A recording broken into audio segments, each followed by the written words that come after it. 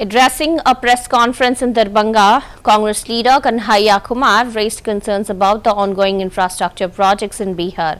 He also questioned the construction of large roads in the state, suggesting that the real reason behind it was the state's water resources.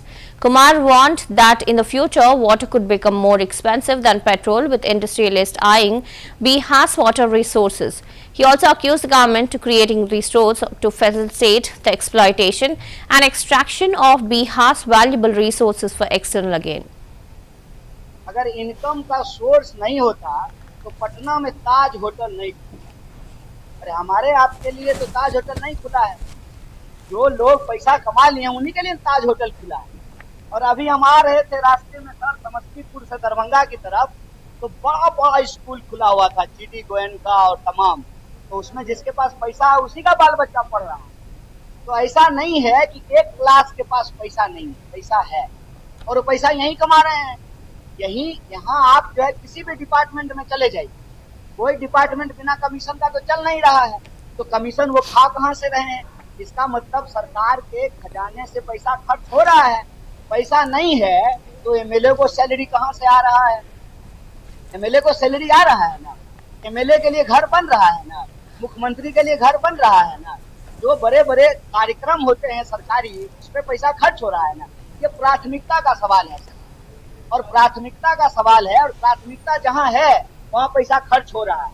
हम आपको याद दिला देते हैं, अभी हमारी यात्रा ढाका से होकर के दरभंगा आई है।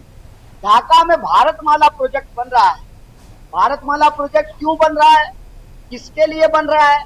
बिहार में जब कुछ है ही नहीं तो रोड क्यों बन रहा है?